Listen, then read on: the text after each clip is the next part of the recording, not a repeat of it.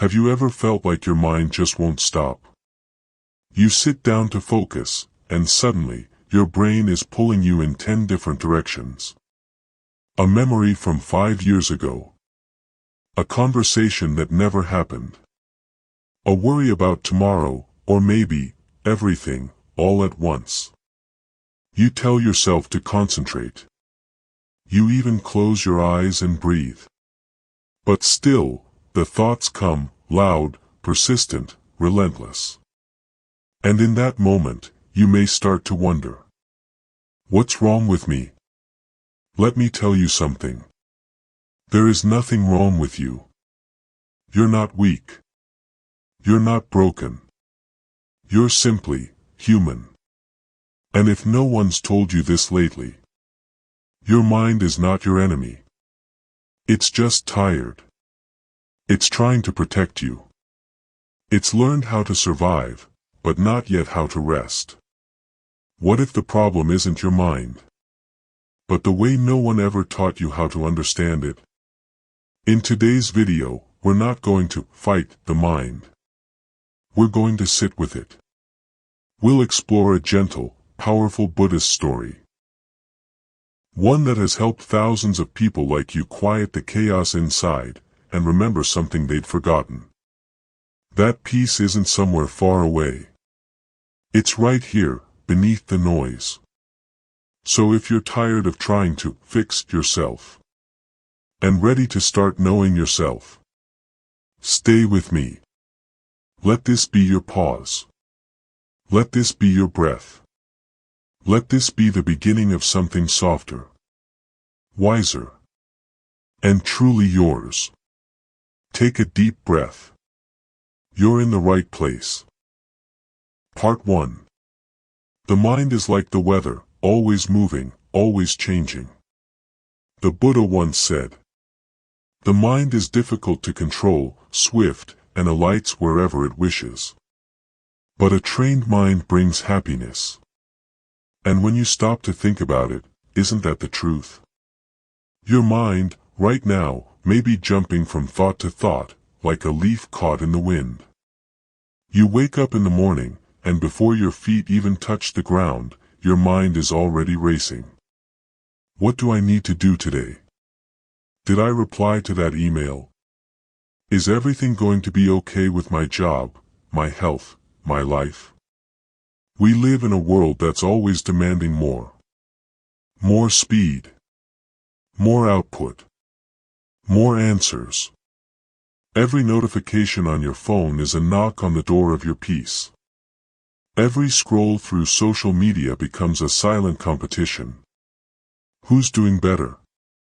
Who's further ahead? Who's happy, and why aren't you? You try to stay focused.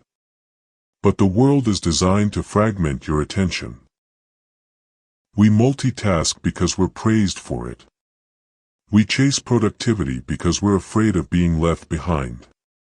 And somewhere in all of this, we've forgotten how to just be. Like the Buddha said, the untrained mind is fast, restless, untamed. But that doesn't make it bad.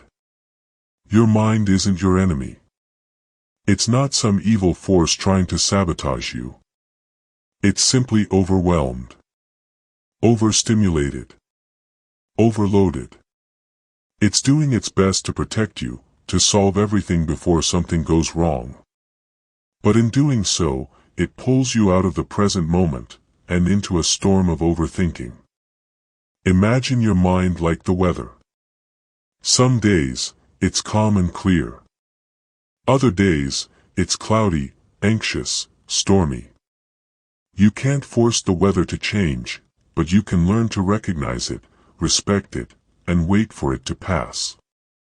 We spend so much time trying to fix the mind, but what if the mind doesn't need fixing?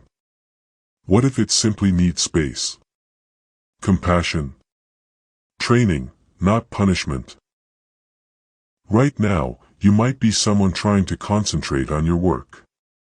But your thoughts keep dragging you to regrets of the past.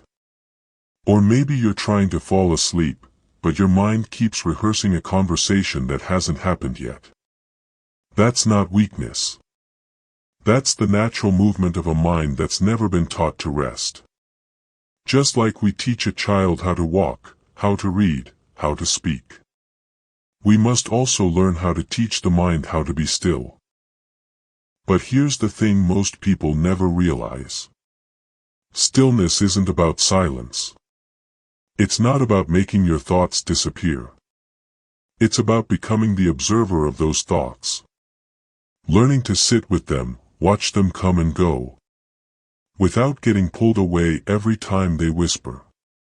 And to do that, we need to pause. Because somewhere between the rush of our daily lives and the noise of the outer world, we lost connection to the inner one. The pause is the doorway. And through that doorway, there's a story. A story that isn't just old wisdom. It's a mirror. Because within it, you'll see yourself. Your struggles, your mind, your truth. This next part of our journey isn't about fixing you. It's not about changing who you are. It's about remembering something deeper. That even the most chaotic mind can find peace. That beneath all the noise, you already carry the calm you're searching for. All it takes is the courage to stop running. To take a breath. To listen. So stay with me. We're about to begin. Let this be the moment you turn inward. Let this be the moment you finally give your mind what it's always needed. Not control. Not pressure. But gentle understanding. We'll begin with a story. And in that story, you might just find your way home. Part 2: The Story of the Monk and the Muddy Water. There's something timeless about stories.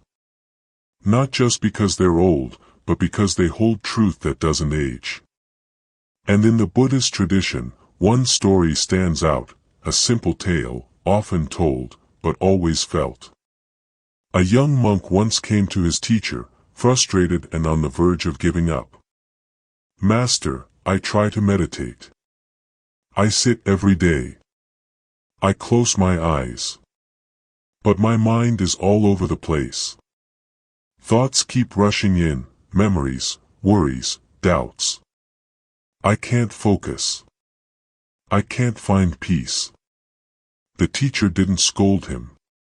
He didn't tell him to try harder. Instead, he handed the young monk a clear bowl filled with water. At the bottom of the bowl, there was mud. Then, without saying a word, the teacher stirred it. The water turned cloudy. The mud swirled. Everything looked chaotic. "This," he said gently, "is your mind when you try to control it with force." Then he set the bowl down on the table and waited. A few minutes passed. The mud began to settle. The water became still. And slowly, the clarity returned. "And this," he said, "is what happens when you let the mind be. Not pushing. Not judging. Just sitting. Just breathing." The young monk said nothing. He didn't need to. Because something deep inside him understood, the mind isn't calmed by aggression. It's calmed by awareness. In modern life, we've become experts at stirring the bowl. We poke and prod and scroll and stress, constantly agitating the waters of our mind. And then we wonder why we feel anxious, restless, disconnected. We try to fix the mind by adding more productivity hacks, more apps, more stimulation. But what if peace isn't in adding something new, but in allowing space for the old to settle? Just like the mud in the bowl, your worries, fears, and distractions will naturally fall away when you stop stirring them. When you stop reacting to every thought. This is what meditation teaches us. Not to get rid of thoughts, but to let them pass through like clouds in the sky. The Buddha taught that suffering arises from clinging. We cling to thoughts, to emotions, to outcomes. But clarity comes when we simply observe. Sit. Breathe. Be. Let the mind find its own stillness. And when it does, you don't just see more clearly. You live more clearly. This story isn't about perfection. It's about patience. It's not about controlling the mind. It's about understanding the nature of the mind. So the next time you feel overwhelmed, when your mind feels like muddy water, stirred by stress, remember the bowl. Remember that you don't have to do more. You just have to stop stirring. Part 3: Understanding and Loving the Mind. We've been taught to treat the mind like a machine. To optimize it. Hack it. Control it. But what if the mind isn't a machine to be fixed, but a friend that's never been truly heard? When you sit down to meditate and your thoughts wander, what's the first thing you feel? Frustration? Shame? Disappointment in yourself? It's okay. You're not alone. Most of us react that way, because no one ever told us this simple truth. A distracted mind doesn't mean you failed. It simply means, you're human. The Buddhist path doesn't begin with perfection. It begins with compassion. When you judge your mind for being messy, you create resistance. But when you sit with it, gently, without judgment, you create space. And in that space, the mind softens. It loosens its grip. And you begin to breathe again. Imagine this: your mind is like a small child tugging on your sleeve, trying to get your attention. Every time you push it away, it gets louder. But when you kneel down, meet its eyes, and listen, it settles. Because it's no longer fighting to be seen. This is what it means to love the mind. Not to agree with every thought. Not to indulge every fear. But to recognize that your thoughts are not enemies. They are echoes. Of past wounds. Of future worries. Of stories you've been told, and stories you've told yourself. And all they want is your presence. Your kindness. Your care. The more you listen, the less your mind needs to shout. The more you acknowledge it, the more it rests. You don't have to silence your thoughts. You simply have to stop believing every single one of them. Buddhist teacher Ajahn Chah once said, "You see a thought arise, and you smile at it like an old friend passing by. No need to hold on. No need to push away. That's mindfulness. Not a war. Not a victory. Just a gentle return to now." In Western culture, we often tie our worth to our productivity. We believe that a wandering mind is weak. That slowing down is lazy. That resting is unearned. But in Buddhist wisdom, slowing down is sacred. Resting is essential. And awareness is everything. So the next time your mind drifts, instead of snapping it back like a punished dog, try this. Take a breath. Smile gently. Say in your heart, "I see you." And return. Not because the mind is wrong, but because you're ready to come home. There's nothing more powerful than a mind that's met with kindness. And nothing more healing than finally learning that you are not your thoughts. You are the one who watches. And the one who watches is already free. Let's move forward with that truth in our hearts. Part 4: Training the Mind Like a Garden. Have you ever tried to force a flower to bloom? You can't yell at the soil and expect a rose. You can't tug at the roots and demand faster growth. You nurture. You wait. You trust. The Buddha once compared the mind to a garden. Left unattended, it grows wild, not because it's bad, but because that's nature. Weeds don't mean your garden is ruined. They simply mean it needs tending. Your mind is no different.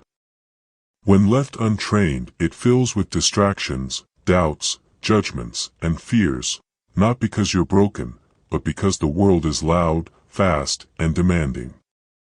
But with patience, with awareness, and most of all, with kindness, that same mind can become a place of clarity, peace, and quiet strength. This is not about control. This is about cultivation.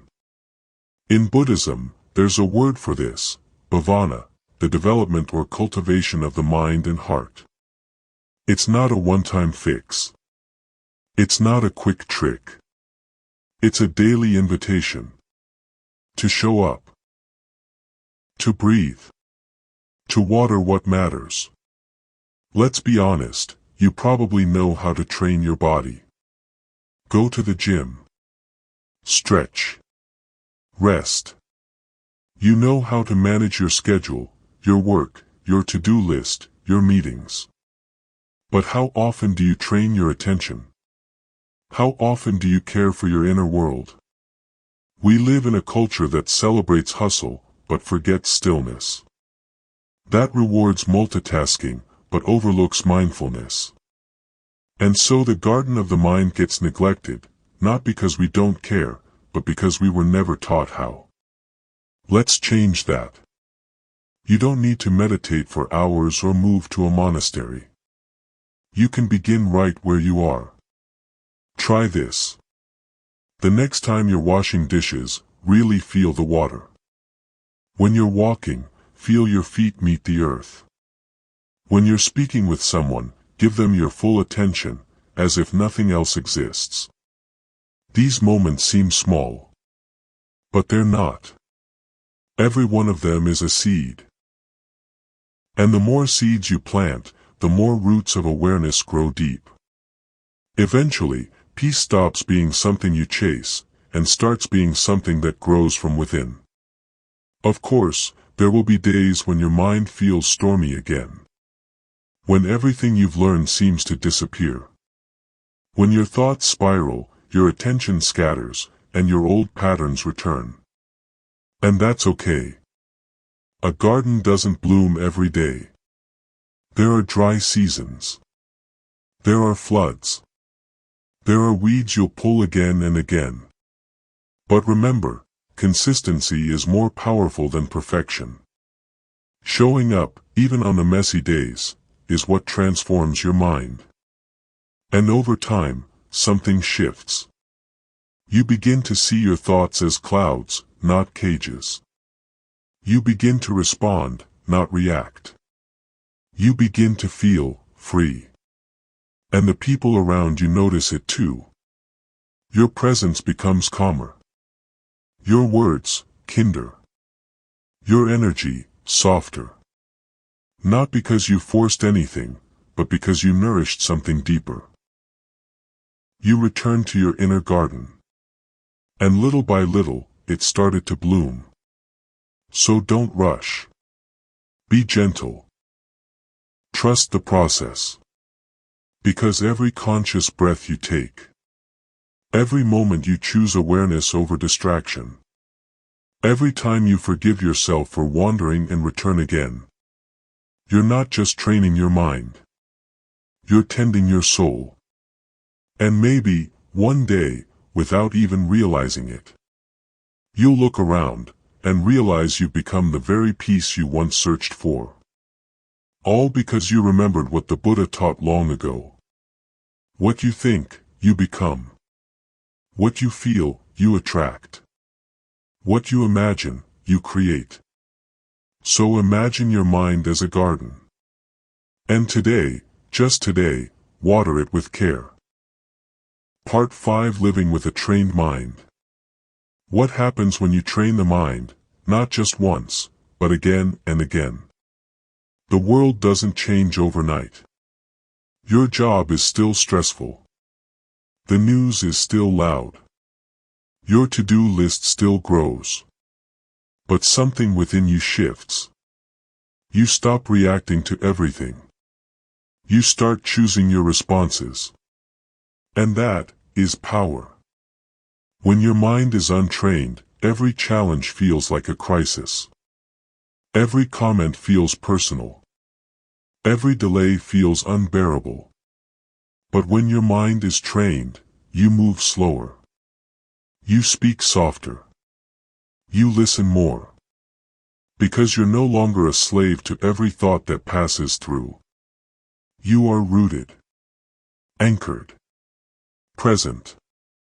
And in presence, you gain something rare in today's world, clarity. You begin to notice things you never saw before. The warmth of the sun on your face. The way someone smiles when they feel heard. The quiet joy of doing one thing, and only one thing, at a time. These aren't just poetic moments. They're signs. Signs that your mind is no longer running ahead or falling behind. It's here. Now. And from that place, you make better choices. You stop chasing things that drain you. You start creating boundaries that protect your peace. You stop saying yes out of guilt, and start saying no with grace. That's what a trained mind gives you, freedom. Not freedom from difficulty, but freedom from being controlled by it. The Buddha never promised a life without pain. But he did show us a way to meet pain with awareness, with compassion, with courage. A trained mind doesn't fear discomfort. It meets discomfort as part of the path. And here's something beautiful. When you live with a trained mind, you don't just change your life. You change the lives around you. Your peace becomes contagious. Your presence becomes a mirror for others. You stop being someone who adds noise to the world, and become someone who creates space for others to breathe. This isn't about being perfect. It's about being real. Being awake. Being kind. There's a Zen saying, when the mind is still, the universe surrenders. Maybe that sounds dramatic. But think about it, when your mind is calm, don't you see the world more clearly? When you're grounded, isn't it easier to act from your values, not your fears? That's what this path leads to. Not escape, but engagement, with wisdom. You become less reactive and more responsive. Less rigid and more open. Less afraid and more at peace. So ask yourself, what would your life look like if you trained your mind, not once, but daily? Not because you're broken, but because you deserve clarity. You deserve peace. You deserve to be the calm in your own storm. And the beautiful truth is, that calm isn't somewhere far away. It's within you. Waiting. So pause. Breathe. Begin again. Right here. Right now. Conclusion. Now is the moment. Maybe you started this video looking for answers. Maybe you came here hoping to quiet the noise, even for just a little while. And if it gave you a breath of peace, just one, then let that be your proof. Your mind is not broken. It's simply been waiting. Waiting to be seen. Waiting to be loved. Waiting for you. You don't have to control every thought. You don't have to silence your mind. You only have to show up. With gentleness. With presence. With care. This is the heart of Buddhist practice, not fixing, but witnessing. Not escaping, but embracing. Not judging, but understanding. Because when you return to your mind with compassion, it softens. When you sit with it like a friend, not a problem, it listens. And when you begin again, not perfectly, but patiently, You discover that peace was never somewhere else. It was always inside you, just waiting for stillness to find it. Let this be your beginning. Let this be your return. To the breath. To the body. To now. And if this story stirred something in you, if it helped you slow down, even for a moment, please consider liking this video. Share it with someone whose heart feels tired. And subscribe to Life Lessons for more stories that gently remind you. You don't need to search the world for peace. You just need to remember where to look. Right here. Right now. You're already home. Just breathe.